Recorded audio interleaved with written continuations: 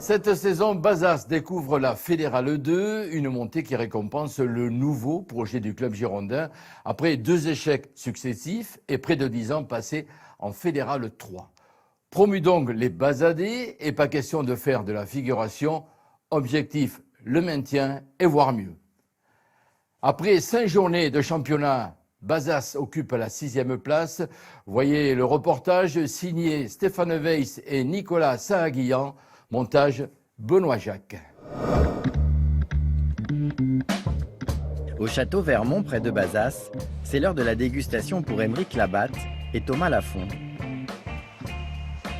J'apprécie déjà. Ça te va? Ça te convient? Ça me convient. Le 2022 te va? Il est parfait. Impeccable.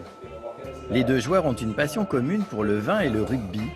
Arrivés de Langon l'été dernier, les deux amis ont été séduits par le projet sportif de l'US Bazas, évoluant à l'échelon inférieur et désormais nouveau pensionnaire de Fédéral 2. J'ai joué à Bazas quand j'étais petit, j'ai beaucoup d'amis là-bas.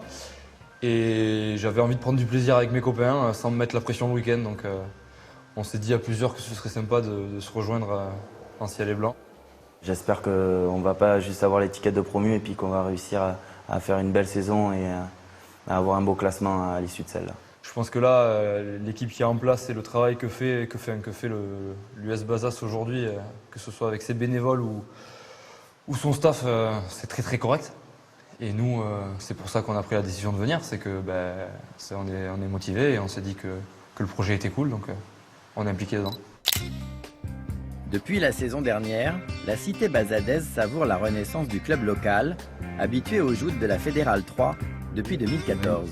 J'ai bureau peut-être les mouvements en senior aussi, ce dont on parlait tout à l'heure.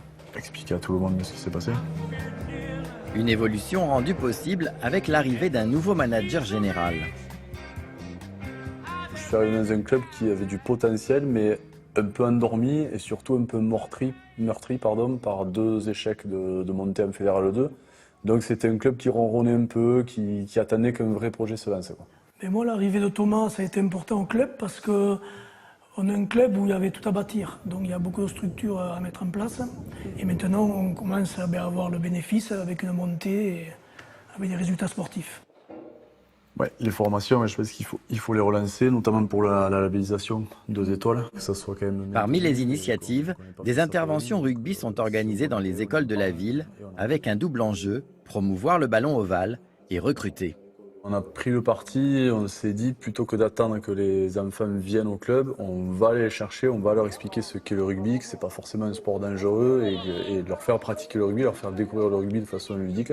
On a un bon retour maintenant, puisque ça fait 3 ans, et on a chaque année plus 20 enfants à peu près qui s'inscrivent à l'école de rugby. La montée du club girondin en Fédéral 2 en juin dernier est le fruit d'un travail de reconstruction engagé au début de la saison dernière. Avec un budget annuel de 350 000 €, un préparateur physique a été embauché, une salle de musculation et un centre de formation ont été créés. Les choses changent, une super ambiance, une bonne équipe, des bons coachs. Les résultats sont là, ouais, en effet. Franchement, sur le terrain, on voit l'évolution. On est plus explosif, donc ouais, c'est que ça fait du bien. Quand vous avez bu, venez là les gars et on le sépare. On parle. Avec 12 recrutements à l'intersaison, dont plusieurs joueurs d'expérience, les Ciels et Blancs se donnent les moyens d'exister dans ce championnat. Mes ambitions seraient bien sûr de se qualifier. Ils le savent, je leur ai dit à tous mes gamins là, et je leur ai dit que je ne voulais pas qu'on fasse de la figuration en Fédéral 2. Je veux qu'on essaie de faire quelque chose, on y arrivera pas, mais au moins rester en Fédéral 2. Et si on peut finir dans les 6 premiers, ce serait une très grosse satisfaction.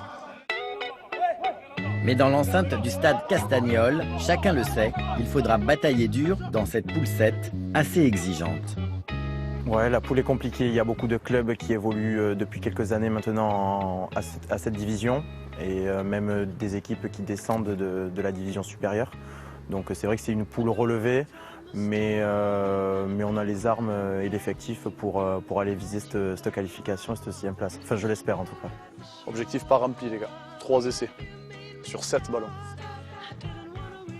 On peut faire mieux. Ok? Maintenir l'exigence, le promu ne devra pas relâcher ses efforts s'il veut décrocher la qualification tant espérée en phase finale. Et pour la reprise du championnat de Fédéral 2 ce week-end, Bazas se déplace à Surgères, au nord de la Charente-Maritime. Allez, n'oubliez pas tout le sport ce soir à 20h sur France 3.